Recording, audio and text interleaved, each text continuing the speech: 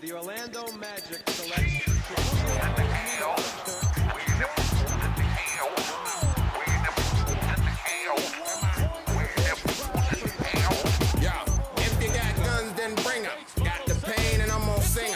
supreme, and I mean to be the dream of this. Everybody know that I'm scandalous. Feel that? Pop, pop, pop. Make them drop, drop, drop. Pop, pop, pop. Make them drop, drop, drop. Make it feel. Bonjour et bienvenue à tous dans ce 42e épisode des NBA Stories. Comme à l'accoutumée, démarrons ce numéro en remerciant tous ceux qui ont fait preuve de générosité pour soutenir notre travail. Si vous désirez également supporter les NBA Stories, vous trouverez dans la description un lien pour offrir un don. Merci à tous. Dans le numéro précédent, notre partenaire RookieRepublic.fr vous a proposé un jeu concours pour tenter de remporter un maillot rétro de Patrick Ewing. Pour cela, il fallait deviner l'État américain le plus peuplé qui ne possède pas de franchise NBA. La bonne réponse était le New Jersey. En effet, depuis le départ des Nets vers Brooklyn, cet État de presque 9 millions d'habitants est aujourd'hui le plus peuplé sans équipe NBA. Tirons maintenant au sort le vainqueur. Félicitations! Merci de contacter cette adresse email pour obtenir le maillot. Si vous n'êtes pas l'heureux vainqueur, ne soyez pas déçus, car Rookie Republic vous offre tout de même ce code promotionnel pour obtenir 10% de réduction sur toute la boutique. N'hésitez pas à vous connecter dès maintenant sur RookieRepublic.fr pour découvrir des nouveautés dans leur prochain drop, comme les maillots vintage de Kareem Abdul-Jabbar et James Worthy aux Lakers, ou encore Bill Russell du côté des Boston Celtics. Nous avons dernièrement exploré les incroyables carrières de Patrick Ewing et Charles Barkley. Nous continuons aujourd'hui notre chronologie du basketball des années 90 en découvrant son duo le plus légendaire, John Stockton et Karl Malone. Les deux coéquipiers du Jazz sont reconnus comme le tandem le plus fusionnel du monde de la balle orange et leur histoire est riche en émotions. Sans plus attendre, installez-vous confortablement, ouvrez vos boîtes aux lettres et découvrez le récit de John Stockton et Karl Malone, duo mythique de la NBA.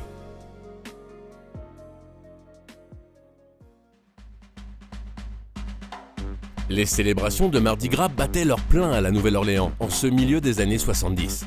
Plus grande ville de la Louisiane, cette cité d'origine française se distingua pendant longtemps pour son activité vrombissante et notamment pour être le berceau de la musique jazz. Comme dans tout le sud des États-Unis, le sport était une véritable religion en Louisiane, et tout particulièrement le football américain. Du côté de la balle orange, la NBA offrit en 1974 une franchise à la Nouvelle-Orléans, le Jazz.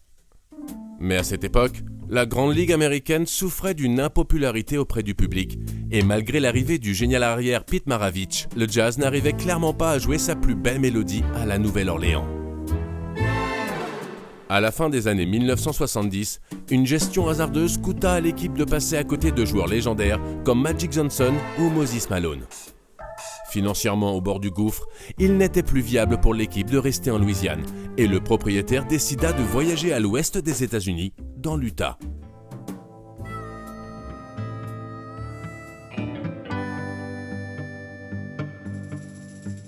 Reconnu pour la beauté de ses paysages, l'Utah est également l'État américain le plus homogène religieusement, puisque la majorité des habitants sont mormons.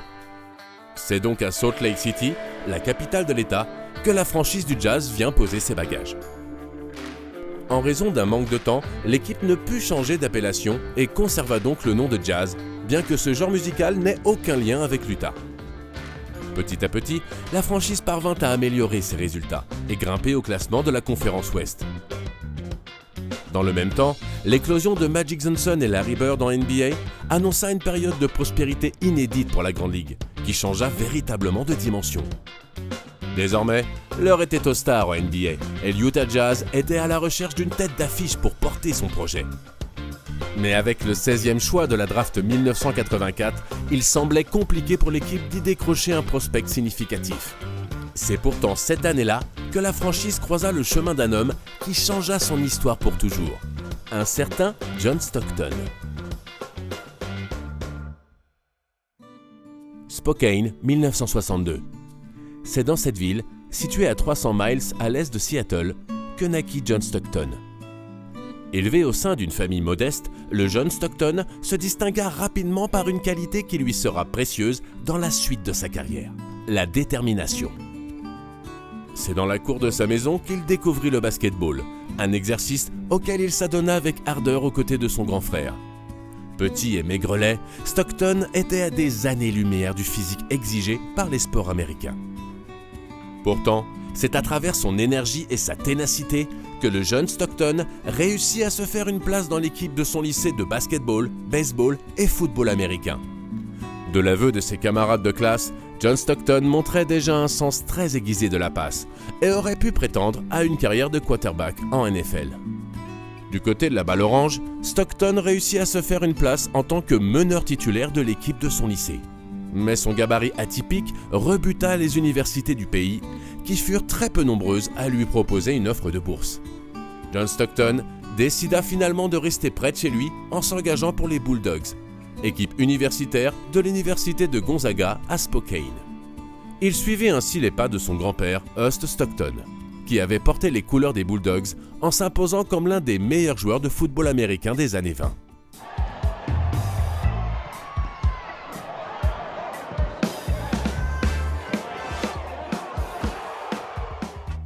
John Stockton progressa d'année en année avec le maillot de la modeste équipe de Gonzaga. Toujours aussi frêle physiquement, c'est à travers sa grande intelligence de jeu qu'il parvint à se démarquer et finit même meilleur marqueur, passeur et intercepteur de sa conférence lors de sa dernière année universitaire. Malgré le manque d'exposition de son équipe, Stockton parvint à se faire remarquer par Bobby Knight, l'entraîneur de l'équipe olympique américaine. Ce dernier convia le meneur au camp d'entraînement des Jeux Olympiques de 1984, aux côtés notamment de Michael Jordan ou Charles Barkley. Mais c'est surtout là qu'il fit la plus grande rencontre de sa vie, avec un certain Karl Malone. I just remember the Olympic trials was the hardest thing I ever been a part of in basketball, and I didn't think basketball should be that hard. And they had a thing in the lunchroom. If your name was on the board when you was picking up your tray, that meant you was cut. So of course we made the first day, and all these guys knew each other, so they were just surrounding each table, and there was one table left in the middle of this lunchroom with I don't know how many athletes, and Stock came from one direction and sit at a table at the same table, and I came from the other direction and sit at the table. That's the first time we ever met in our life. Hi, I'm John Stockton. Hi, I'm Karl Malone. And we ate. Where you from? Spokane, Washington, Summerfield, Louisiana. Where's that at? And that's how we met. Comme Charles Barkley, Stockton ne fut finalement pas choisi pour continuer l'aventure avec la sélection olympique. Malgré tout, cette expérience lui permit de démontrer qu'il pouvait jouer un rôle en NBA à l'approche de la draft 1984. Cette cuvée est considérée comme l'une des plus prestigieuses de l'histoire de la Grande Ligue. C'est en effet cette année-là que des légendes comme Michael Jordan, Hakeem Olajuwon ou Charles Barkley rejoignirent la NBA. Ever in my wildest dreams did I think I'd be playing professional basketball. Inconnu du grand public, John Stockton était alors persuadé de ne pas être drafté par une franchise et regarda même des opportunités pour jouer en Europe. À la surprise générale, il fut finalement sélectionné en 16e position par le Utah Jazz, devant l'incompréhension de ses fans. The Utah Jazz select John Stockton of Gonzaga University. John Stockton, a surprise here at the Feld Forum because his name certainly not on the lips of the fans here. I have to say that I'm very excited at the possibility of playing with the Utah Jazz. They're looking for a point guard to back up Ricky Green. He was an all-star player last year. Arrivé par la petite porte au Utah Jazz, Stockton ne se fit toutefois pas d'illusions et pensa alors que son aventure en NBA ne serait que de courte durée. I never thought there'd be a second season. I just knew that if I was called on, I better be ready to go in, and I just kind of zeroed in on that. It made it real simple. I didn't have any outside things that could distract me. I just had one thing, and that was to try to play well. Petit, mince et au visage juvénile, Stockton ne ressemblait effectivement pas aux stars de la ligue dont le jeu était très physique en ce milieu des années 1980. Pourtant, dès son arrivée au camp d'entraînement du Utah Jazz, John Stockton découvrit qu'il pouvait dominer, même haut de seulement 1,85 m. I went into camp and I remembered knowing who everybody was, and strangely enough, I remember calling an old coach at home and saying, hey, they're not that good. 3 of the guys told me when I asked them what they expect the season to be like, they said we'll be better because we got John Stockton. How does that make you feel? It definitely makes me feel good. I hope that I can help the team out as much as they think I'm going to. Comme prévu, John Stockton débuta son aventure dans la Grande Ligue en tant que remplaçant du meneur Ricky Green. Si ses titularisations furent rares, il parvint toutefois à gagner la faveur de la franchise qui reconduit son contrat pour quelques années supplémentaires. Le Jazz finit à la 6e place de la conférence Ouest lors de cette saison 1985. Leur bon parcours ne leur offrit pas mieux qu'un 13e pick lors de la draft à venir. Bien peu pour décrocher les meilleurs prospects du pays.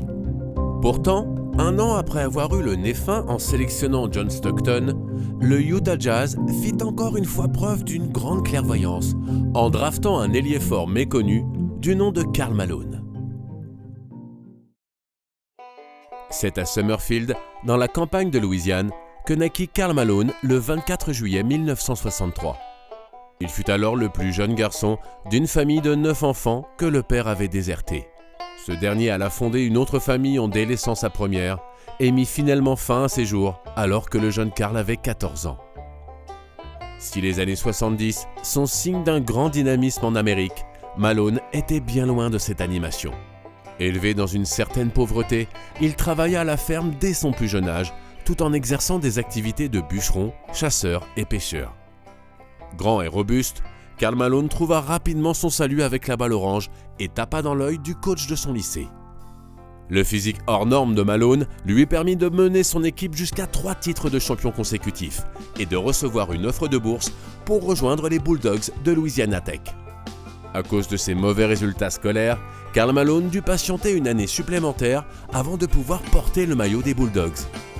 Impatient de retourner sur les parquets, il compila 18,7 points et 9,3 rebonds par match dès sa première année. La saison suivante, Louisiana Tech parvint à participer au premier tournoi NCAA de son histoire et Malone fut sélectionné dans l'équipe type de sa conférence.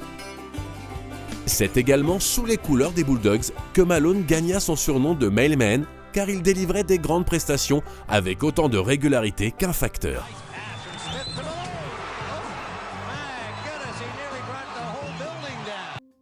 Après 3 saisons sur les parquets universitaires, Karl Malone décida de tenter sa chance en inscrivant son nom à la draft 1985 de la NBA. Mais comme John Stockton, Malone souffrait du manque de visibilité de son équipe. Les recruteurs ne dévouèrent ainsi que peu d'attention à son profil et Karl Malone fut finalement certain d'être choisi en 8e position par les Dallas Mavericks. Si confiant, il alla même jusqu'à louer un appartement à Dallas avant que la franchise texane fasse finalement le choix de sélectionner Detlef Schrempf. C'est donc finalement en 13e position que Karl Malone fut choisi par le Utah Jazz, dans ce qui est considéré comme l'un des plus grands styles de l'histoire de la NBA. I just want to say, thanks. And, it's started touching me now because, you work so hard to get here, but, thank a slip if you let them.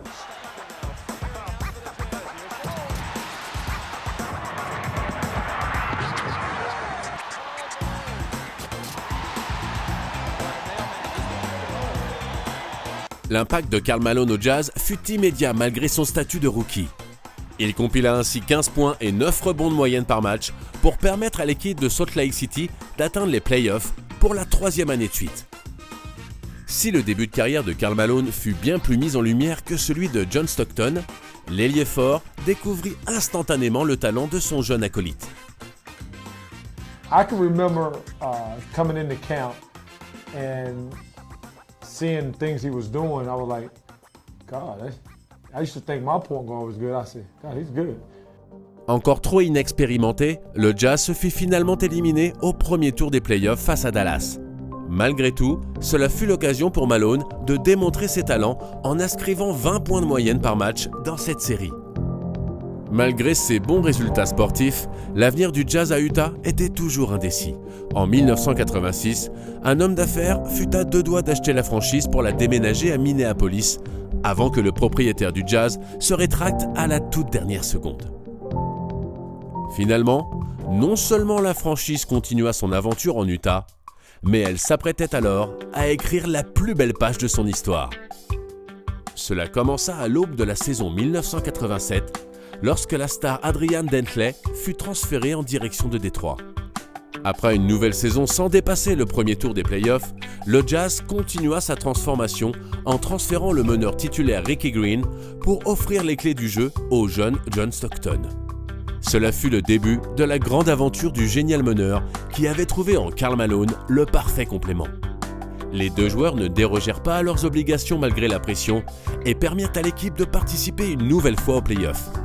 Leur adversaire au premier tour s'appelait les Los Angeles Lakers, l'équipe la plus dominante des années 80. Malgré la victoire des Californiens lors du match 1, le Jazz parvint à retourner la situation et à mener la série 2-1. Haut en rebondissement, le duel s'étendit finalement jusqu'à un match 7 décisif que les Lakers gagnèrent de 10 points. Qu'importe cette défaite, l'essentiel était gagné pour Stockton et Malone, qui avaient validé leur statut d'étoile montante. L'arrivée du génial coach Jerry Sloan en 1989 fut le chaînon manquant pour démarrer la machine du Jazz. Avides de déjouer tous les pronostics, John Stockton et Karl Malone se transformèrent en un duo de choc qui fit grincer les dents des adversaires.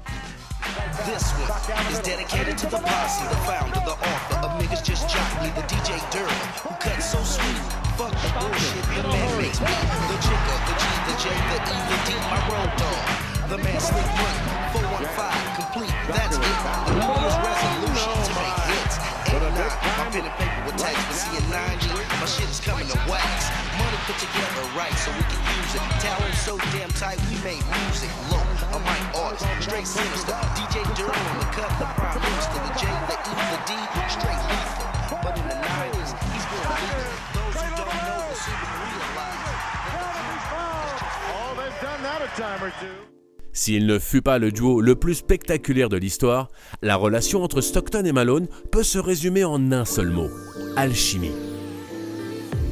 Incroyable d'efficacité, les deux joueurs étaient exactement sur la même longueur d'onde et jouèrent en harmonie comme peu d'autres auparavant.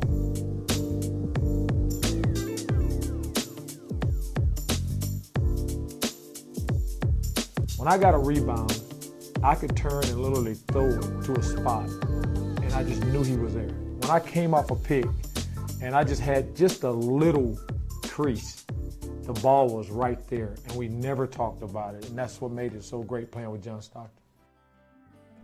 Si les deux joueurs ne formaient qu'un sur le parquet, leur caractère en dehors des cours était pourtant diamétralement opposé.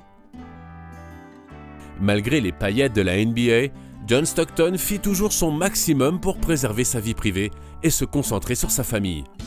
Avec son physique banal, Stockton faisait figure de monsieur tout le monde, très loin des standards des stars de la NBA. S'il n'avait pas une silhouette spectaculaire, c'est avec son cerveau que Stockton arrivait à se démarquer des autres. Possédant un QI basket hors norme, il enchaîna pendant 9 années de suite le titre de meilleur passeur. Mais Stockton était également un formidable défenseur avec un mental d'acier. He shouldn't have played a number of games, and he was hurt sometimes so bad that I wouldn't even get eye contact with him in the game. I'd just say, "How you doing?" "Oh, I'm fine. I'm ready to play." And I'm knowing he's not, and then he'd go in the game, he'd go out there and do what he do.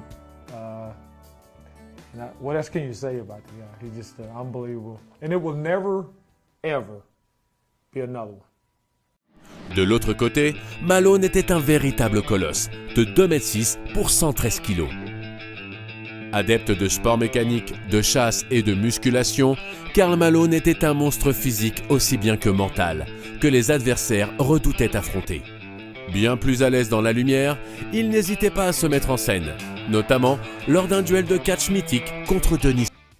Malgré leurs différences, Stockton et Malone créèrent un lien proche de la fraternité et récitèrent un parfait récital match après match. Stockton to Malone, voilà une phrase que les commentateurs sportifs exclamaient à répétition à chaque rencontre du Utah Jazz. Stockton to Malone. Stockton gives it to Malone. Stockton to Malone. Stockton to Malone. That's what Robert Horry said he didn't want to hear. Désormais confortablement installé en haut de la conférence Ouest, le Jazz n'arriva toutefois pas à se hisser jusqu'en finale NBA.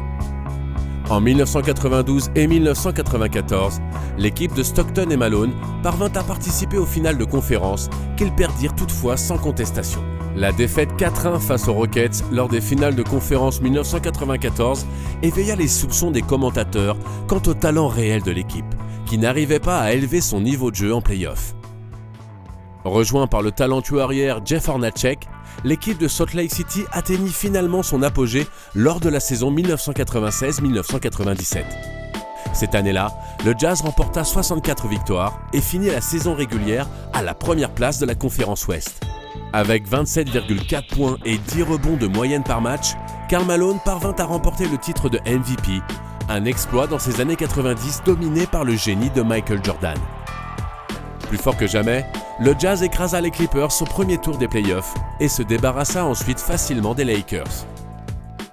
Touchant leur rêve de finale NBA du bout des doigts, Stockton et Malone devaient d'abord se défaire des Houston Rockets, d'Hakeem Olajuwon, Charles Barkley et Clyde Drexler en finale de conférence Ouest. L'équipe texane avait été leur bourreau 2 saisons auparavant et les deux acolytes avaient à cœur de remettre les pendules à l'heure.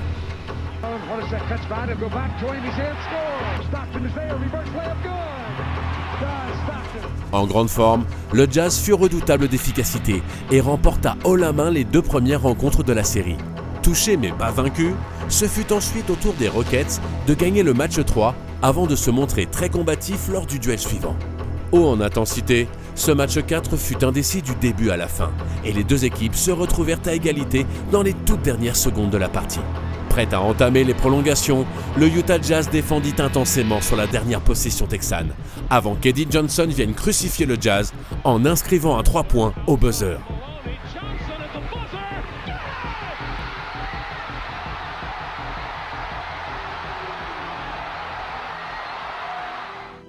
Désormais égalisé à 2 partout dans cette série, le Jazz se devait de ne pas laisser le doute planer dans leurs esprits.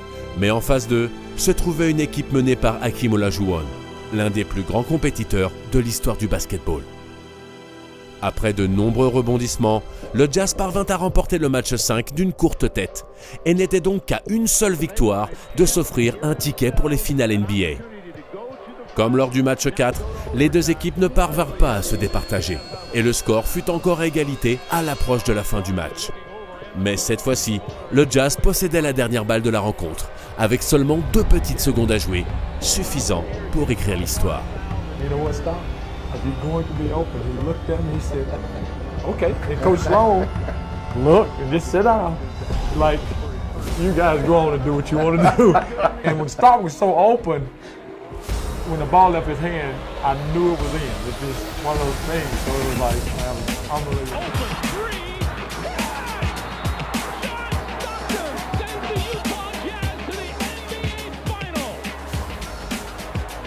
First time we've been able to beat Houston at anything, or they just year after year we kept running those guys in the playoffs, and to finally get over that hump.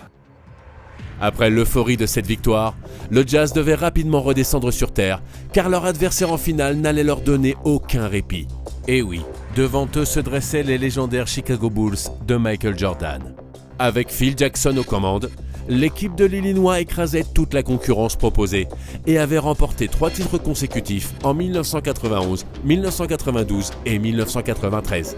Mentalement épuisé, Michael Jordan prit ensuite sa retraite avant de finalement revenir sur les parquets et de remporter un nouveau titre en 1996.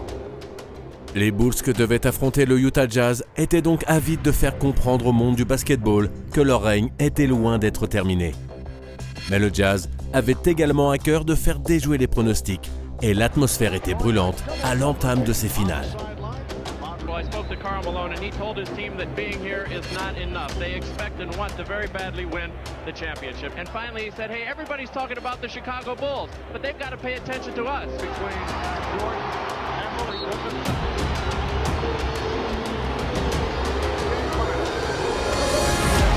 Here's Jordan.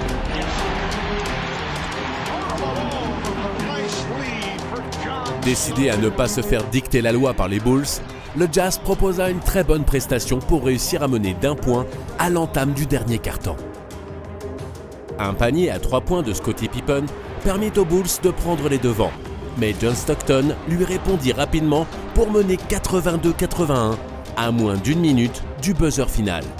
Un lancer franc de Michael Jordan plus tard, ce fut ensuite au tour de Karl Malone de se retrouver sur la ligne des lancers pour offrir 2 points d'avance à son équipe à 10 secondes du terme de la rencontre.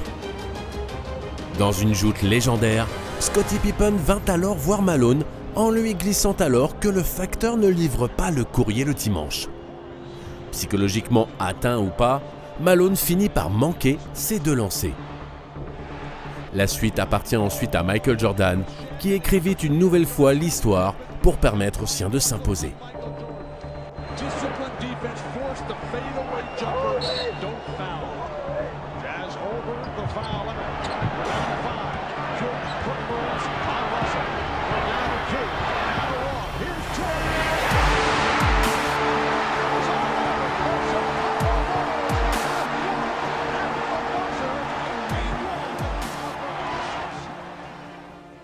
Michael Jordan fut encore une fois étincelant lors du match 2, où il inscrivit 38 points pour offrir la victoire aux Bulls.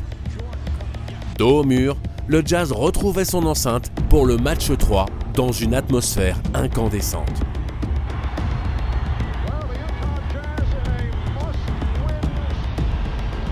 Porté par son public, le Jazz parvint à s'offrir de nouveaux espoirs en gagnant cette 3e rencontre, notamment grâce aux 37 points de Karl Malone. Le match 4 fut encore une fois très serré et le Jazz n'était mené que d'1 point dans la dernière minute du match. C'est alors qu'une action légendaire et si emblématique se produisit lorsque Stockton capta la balle de Jordan puis effectua une passe vers Karl Malone de l'autre côté du terrain. Revigoré, le Jazz parvint à gagner cette rencontre et à égaliser la série à 2-2. Ces finales NBA 1997 sont riches en événements historiques et le match 5 ne déroge pas à cette règle. Atteint d'une intoxication alimentaire, Michael Jordan n'était que l'ombre de lui-même en ce début de partie et le Jazz en profita pour mener de 16 points. Mais l'arrière des Bulls écrivit une nouvelle page de sa légende en éruptant finalement 38 points pour gagner cette rencontre qui sera plus tard surnommée le match de la grippe. À 2 points de l'élimination, le Jazz se montra très vaillant lors du match 5. Mais les Bulls étaient prêts à porter les stockades et finit par remporter cette rencontre par 4 petits points pour devenir champion NBA.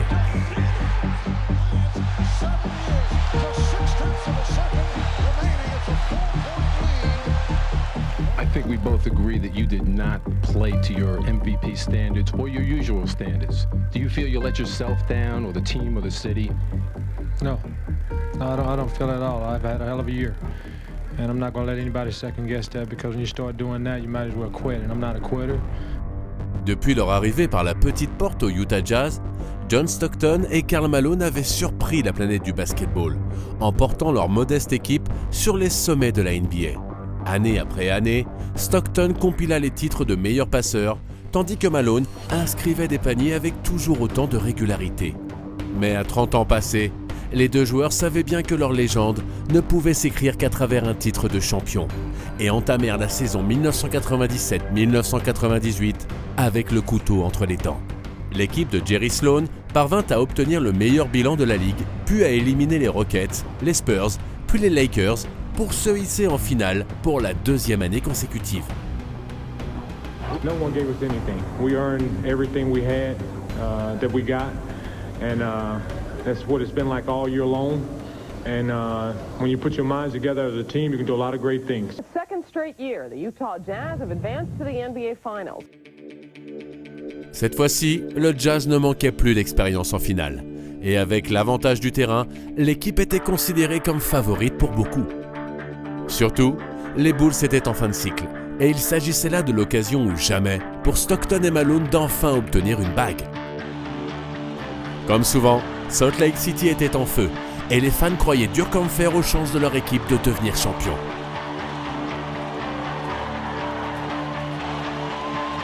Now there is a widespread feeling that of the 6 times the Chicago Bulls have been to the NBA Finals, this year's Utah Jazz are the team best equipped to derail them.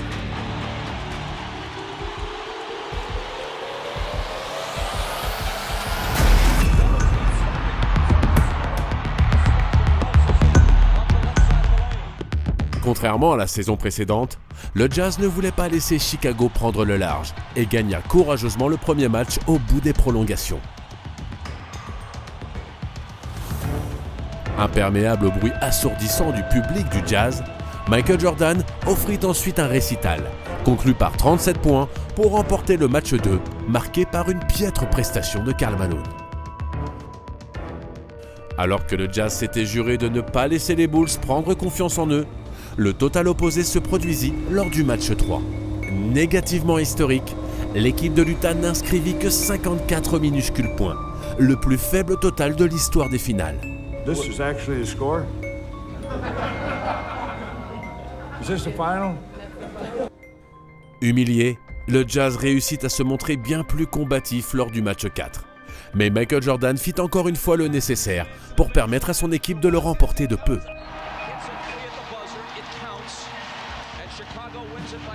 Menant la série 3-1, il était impensable pour des compétiteurs comme les Chicago Bulls de ne pas finir le travail rapidement. C'est pourtant une surprise qui se produisit lorsque le Jazz parvint à remporter le match 5, porté par les 39 points inscrits par Karl Malone.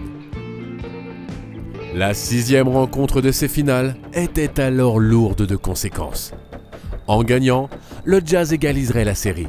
Mais en perdant, ils prendront alors la porte et offriront aux Bulls un nouveau titre.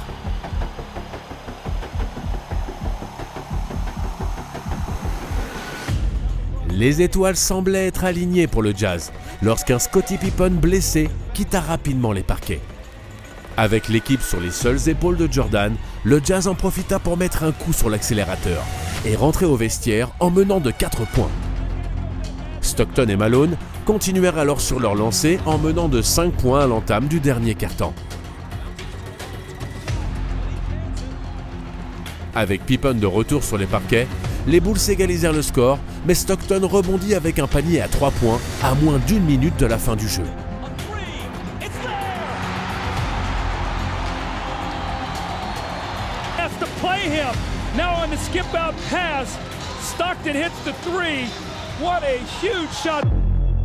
Malheureusement pour le Jazz, Michael Jordan avait décidé de faire de ce duel une nouvelle page pour écrire sa légende. Jouant alors le dernier match en finale de sa carrière, il produisit aux yeux du monde 20 secondes de pure magie. Avec 18 secondes à jouer, il vola sournoisement la balle des mains de Karl Malone avant d'égrener l'horloge et d'inscrire un tir mythique dans les toutes dernières secondes.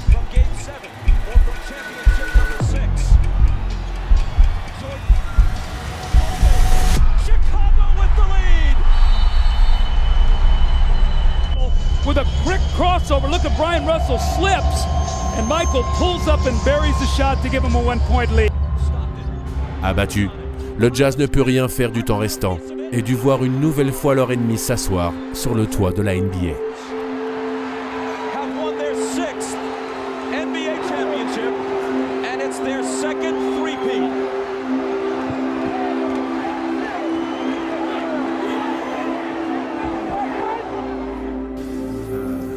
Pleasurable experience, I can assure you that. It's a lot of work to put in and end up like this. Ces deux terribles défaites en finale NBA furent finalement le chant du cygne du duo Stockton et Malone. Vieillissant mais toujours efficace, John Stockton ne parvint plus jamais à retrouver les finales et annonça finalement sa retraite en 2003. Hors des standards des vedettes modernes, John Stockton reste un personnage encore relativement méconnu, qui fut pourtant l'une des plus grandes étoiles ayant brillé en NBA. Génial meneur, il finit sa carrière avec le titre de meilleur passeur et intercepteur de l'histoire de la Grande Ligue. Si certains ne réalisent pas le génie de Stockton, ses adversaires sur les parquets ne sont pas avares de compliments à son égard. Any guy out there in high school, junior high, wants to play the point guard position, they should try to be like John Stockton. One of those role models, man. I mean, millions of kids could look at John and say, man, this is a guy I want to be just like. Naturellement, son maillot fut retiré au Utah Jazz lors d'une cérémonie intense en émotion où il se démarqua par son humilité légendaire. Something I feel I share with my teammates and the people have had something to do with this all along, because you don't play this game alone. It's a team sport. And when 12 goes up, it's everybody's number. Jouer sans Stockton étant impensable, Karl Malone décida lui de signer une dernière pige aux Lakers, poussé par Shaquille O'Neal afin d'obtenir une bague. You come to LA, we rule the world. Malheureusement, les prédictions d'O'Neal s'avérèrent inexactes et cette saison fut finalement un calvaire pour Malone, qui fit face aux premières sérieuses blessures de sa carrière. Les Lakers se firent finalement balayer en finale, et Malone, tout comme Stockton, finit sa carrière sans aucun titre. Si l'histoire du sport glorifie avant tout les vainqueurs, l'épopée du duo Stockton et Malone vient nous rappeler que la beauté de la compétition n'est pas faite que d'or et de trophées. Définition de la fraternité et de la fidélité, les deux joueurs furent de véritables frères d'armes pendant les 18 saisons historiques qu'ils jouèrent ensemble. Alors que des contrats bien plus juteux les appelaient ailleurs, Stockton et Malone décidèrent de toujours rester soudés pour tenter d'offrir le bonheur de la victoire au public du jazz. Terminons cet épisode en citant un proverbe décrivant à merveille le duo John Stockton et Karl Malone. Si tu veux aller vite, vas-y seul. Mais si tu veux aller loin, accompagne-toi des autres.